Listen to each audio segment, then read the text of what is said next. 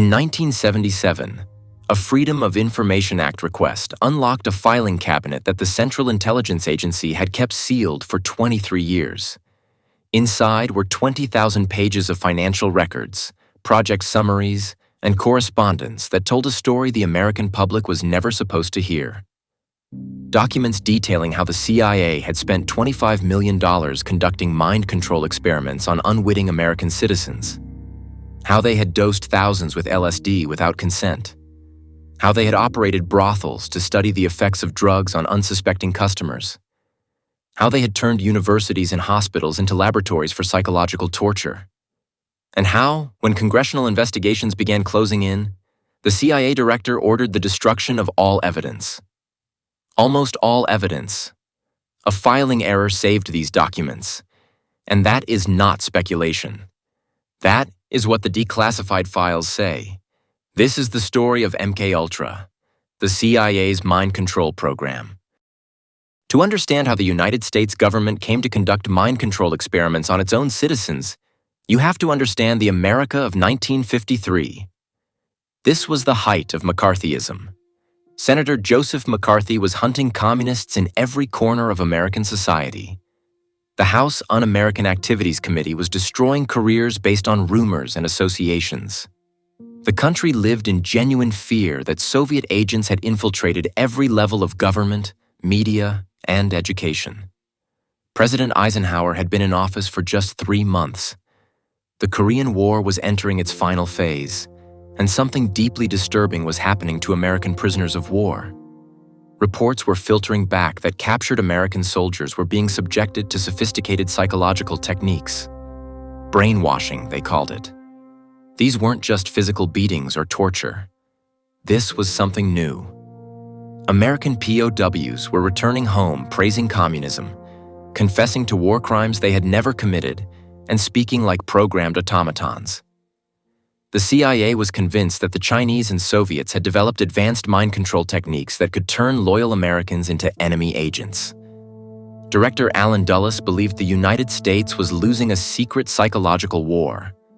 The agency had already begun experimenting with truth serums and interrogation drugs under programs codenamed Artichoke and Bluebird. But these early efforts were limited in scope and primitive in technique.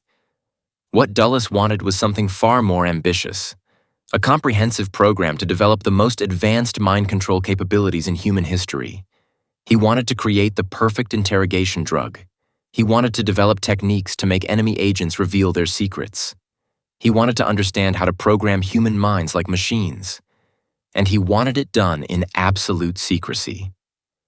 On April 13, 1953, Dulles authorized the creation of a new program. The initial memo was brief and bureaucratic, but its implications were staggering. The agency needed to develop, quote, a capability in the covert use of biological and chemical materials, unquote. The program was given the cryptonym MKUltra. MK stood for the Technical Services Division. Ultra was chosen to suggest the program's highest classification level. The man chosen to run this program was a 35-year-old CIA chemist named Sidney Gottlieb. Sidney Gottlieb was an unlikely choice to become one of the most powerful and secretive figures in CIA history. Born with a club foot and speaking with a pronounced stutter, he had overcome physical challenges to earn a PhD in chemistry from the California Institute of Technology. He was brilliant, methodical, and utterly convinced that national security justified any experiment, no matter how extreme. Gottlieb believed deeply in the mission. The documents show he operated with minimal oversight and vast resources. His budget would eventually reach $25 million over 2 decades. In today's money, that is approximately $200 million. But money was never the limiting factor. What Gottlieb had was something far more valuable: complete authority and total secrecy. The program was compartmentalized beyond anything the CIA had attempted before. Even most agency personnel knew nothing about MKUltra's existence. Congressional oversight was non-existent. The few officials who knew about the program were told only that it involved research into interrogation techniques. They were never told about the human experimentation. They were never told about the dosing of unwitting subjects. They were never told about the scope of what Gottlieb was planning, and what he was planning was unprecedented in American history. MKUltra would operate 149 separate sub-projects. These experiments would be conducted at 80 institutions across the United States and Canada. Universities, hospitals, prisons, pharmaceutical companies, and psychiatric facilities would all become testing grounds. The program would employ researchers at prestigious institutions like Harvard, Stanford, and McGill University. Many of these researchers had no idea they were working for the CIA. They believed they were conducting legitimate scientific research funded by front organizations with names like the Society for the Investigation of Human Ecology and the Josiah Macy Jr. Foundation. The CIA created an entire network of shell organizations to hide the source of funding. Gottlieb understood that plausible deniability was essential. If the program were ever exposed, the agency needed to be able to claim that individual researchers had acted independently. The documents are clear on this point. From the beginning, MKUltra was designed to be invisible. The goal was to develop techniques that could be used on enemy agents without their knowledge. But to perfect these techniques, they would first have to be tested on unwitting American citizens. What actually happened under MKUltra defied every ethical standard of medical research and human decency. The program administered LSD to unwitting subjects in at least 149 separate experiments. These were not volunteers. These were people who had no idea they were being drugged with one of the most powerful psychoactive substances known to science. The scope was staggering. University students were dosed during psychology experiments. Hospital patients received LSD mixed with their medication. Prison inmates were given the drug for weeks at a time. Mental patients in psychiatric facilities were subjected to repeated dosing combined with sensory deprivation and psychological torture. But the most cynical operation was what the CIA called Operation Midnight Climax. From 1954 to 1965, the agency operated safe houses in San Francisco and New York. These were brothels, staffed with prostitutes on the CIA payroll. The women would slip LSD into customers' drinks while CIA agents watched through two-way mirrors, documenting the effects. The operation was overseen by federal narcotics agent George Hunter White, who saw it as the perfect laboratory. Men would arrive seeking sex and leave having unknowingly participated in mind control experiments.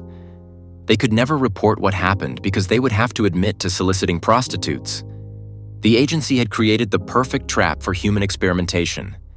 In Montreal, Dr. Ewan Cameron at the Allen Memorial Institute received $69,000 in CIA funding to conduct what he called psychic driving experiments. Patients who had checked in for minor issues like anxiety or mild depression were subjected to weeks of LSD, electroshock therapy, and sensory deprivation. Cameron would play recorded messages repeatedly for hours, attempting to wipe clean their existing personalities and implant new ones. Many patients emerged with severe amnesia, unable to recognize family members or perform basic functions like using a toilet. At Harvard University, psychology professor Henry Murray conducted aggressive psychological experiments on undergraduate students from 1959 to 1962. 22 students participated, including a brilliant mathematics student named Theodore Kaczynski, who would later become known as the Unabomber. Murray's experiments involved intense interrogations designed to assault participants' fundamental beliefs and values. The sessions were described as deliberately humiliating and psychologically destructive. At the Addiction Research Center in Lexington, Kentucky, federal prisoners were given LSD, mescaline, and other experimental drugs for up to 77 consecutive days. The subjects were primarily African American inmates who were paid for their participation with heroin. These men had little choice but to participate. They were addicted, imprisoned, and told their sentences might be reduced for cooperation. The racial composition was not coincidental. The documents show that MKUltra deliberately targeted vulnerable populations who could not easily report abuse or seek legal recourse. By conservative estimates, at least 10,000 Americans were directly affected by MKUltra experiments. The true number may be far higher. Many records were destroyed. Many subjects never knew they had been drugged. Many institutions conducted experiments without documenting the CIA connection.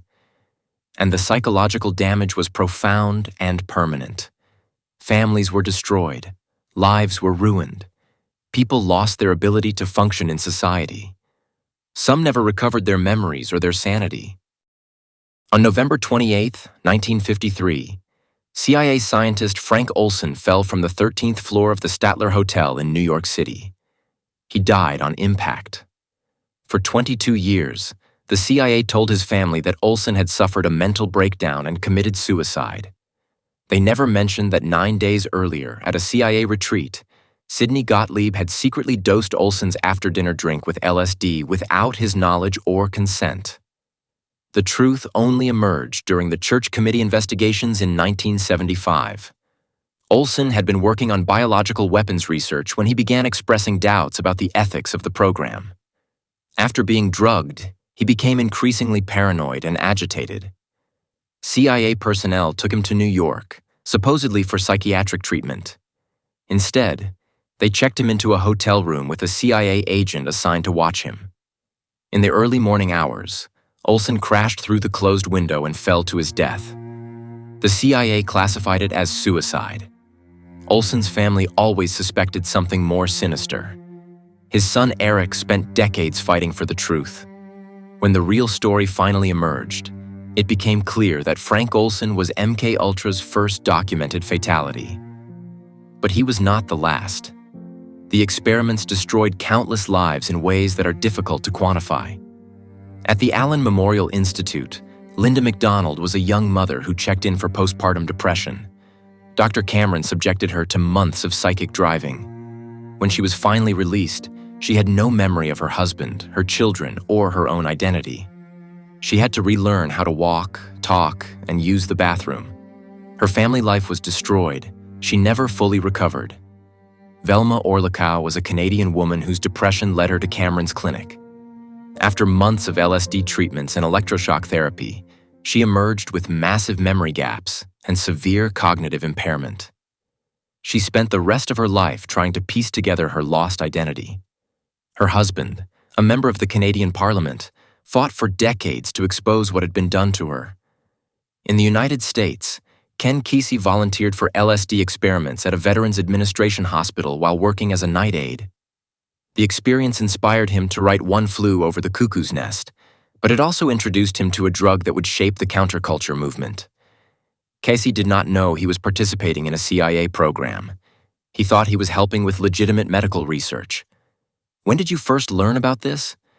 The human cost extends beyond individual victims. Entire families were torn apart. Children grew up not recognizing their parents. Spouses watched their partners become strangers. The psychological trauma rippled through generations.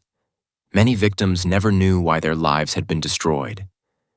They lived with unexplained mental illness, memory problems, and personality changes, never understanding that they had been test subjects in a government experiment. For 20 years, MKUltra operated in complete secrecy. The few government officials who knew about the program were told it involved legitimate research into interrogation techniques for national security purposes. They were never told about the human experimentation. They were never told about the dosing of unwitting citizens. They were never told about the scope of the operation. The CIA maintained this secrecy through a sophisticated system of compartmentalization and plausible deniability. Most agency personnel knew nothing about MKUltra. Those who did know were told only what they needed for their specific role. Researchers at universities believed they were conducting academic studies funded by legitimate foundations. The shell organizations created by the CIA had impressive boards of directors and professional staff who themselves had no idea they were fronts for intelligence operations. But by the early 1970s, the climate was changing. The Watergate scandal had shattered public trust in government. Congressional investigations were intensifying. Freedom of Information Act requests were becoming more common and more aggressive. Intelligence agencies that had operated with unlimited authority for decades were suddenly facing scrutiny. CIA Director Richard Helms understood that MKUltra represented an existential threat to the agency.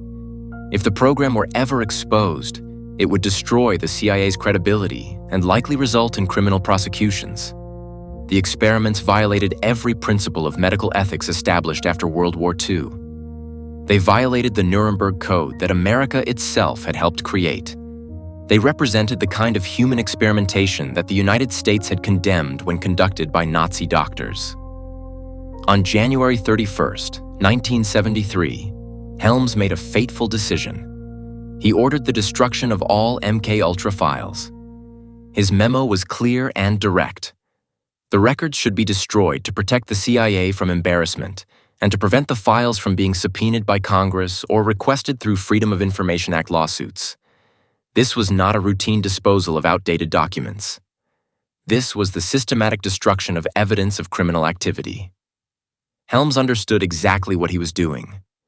The order went out to every division, every office, every facility that had been involved in MKUltra operations. Thousands of pages of documents were shredded, burned, and erased. Research files, financial records, correspondence, photographs, and test results all disappeared into government incinerators. The cover-up was nearly perfect, but government bureaucracy is never completely efficient. A clerical error saved the evidence that would eventually expose the entire program. The destruction order should have worked. By early 1973, virtually every trace of MKUltra had been eliminated from CIA files. The program would have remained secret forever if not for a single bureaucratic mistake. Financial records from the Technical Services Division had been misfiled in a budget record center. These documents were never located during the systematic destruction. They sat in storage, forgotten and overlooked, while the agency believed it had successfully erased all evidence of its most controversial program. In 1975, Senator Frank Church began the most comprehensive investigation of intelligence abuses in American history. The Church Committee, as it became known, was examining CIA activities in the wake of Watergate and other scandals. Initial investigations focused on domestic surveillance and foreign assassination plots. But committee investigators kept finding references to something called MKUltra in various documents and testimonies. The references were fragmentary and confusing. Some mentioned LSD experiments. Others referred to mind control research. The full scope remained hidden. Then, in 1977, a Freedom of Information Act request by journalist John Marks made a remarkable discovery. Marks was researching CIA drug experiments when his FOIA request uncovered the misfiled financial records. 20,000 pages of documents that the CIA thought had been destroyed. The files revealed the stunning scope of MKUltra operations. They contained invoices, payment records, project summaries, and correspondence that mapped out the entire program. Names, dates, institutions, and dollar amounts that proved systematic human experimentation on a massive scale. The Church Committee immediately demanded access to these newly discovered files. What they found exceeded their worst fears. The documents showed that the CIA had spent $25 million conducting illegal medical experiments on American citizens. They revealed operations in 80 institutions across 2 countries. They documented the use of universities, hospitals, and prisons as testing facilities. They proved that thousands of people had been drugged without their knowledge or consent. Senator Church famously declared that the CIA had become a rogue elephant operating beyond constitutional constraints. The televised hearings shocked the American public. For the first time, citizens learned that their own government had conducted Nazi-style experiments on unwitting subjects. The revelations led to congressional reforms, new oversight mechanisms, and strict limits on intelligence agency operations. But many questions remained unanswered. The financial records showed what had been spent and where, but they did not contain detailed descriptions of specific experiments. Those records had been successfully destroyed. The true scope of human damage could never be fully documented. In 1977, Sidney Gottlieb was called before Congress to testify about MKUltra.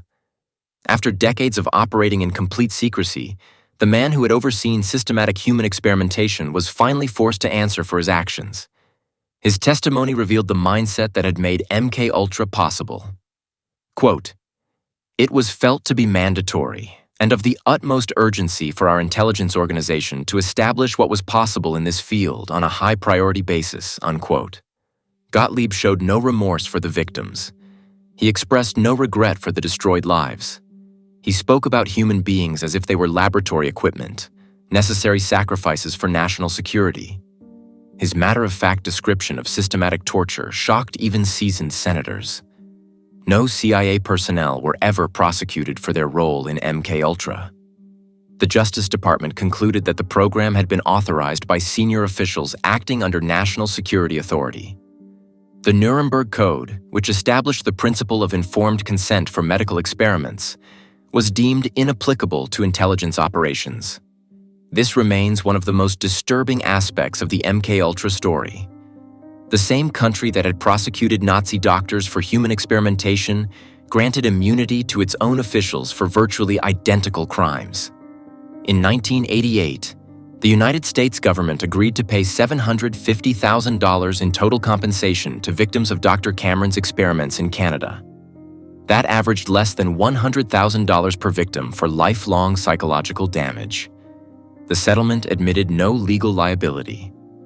Most American victims received no compensation at all. The MKUltra revelations did produce significant reforms. The Church Committee investigations led to new congressional oversight of intelligence agencies. The Foreign Intelligence Surveillance Act created new legal frameworks for domestic intelligence operations. Medical research was revolutionized by mandatory institutional review boards requiring informed consent for all human experimentation. But fundamental questions remain unanswered. As of 2023, the CIA continues to classify thousands of documents related to MKUltra, citing national security concerns. The agency has never released a complete accounting of all sub-projects, all institutions involved, or the total number of victims. This ongoing secrecy suggests that some aspects of the program remain too sensitive to reveal, even 50 years later.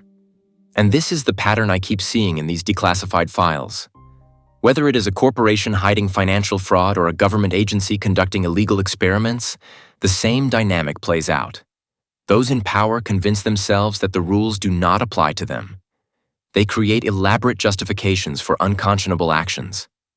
They operate in secrecy until exposure forces a reckoning. The victims of MKUltra deserved justice. They deserved accountability. They deserved the truth. What they got was a bureaucratic settlement and a promise that it would never happen again. History will judge whether that promise has been kept. There is a growing community of people who believe these stories deserve to be told.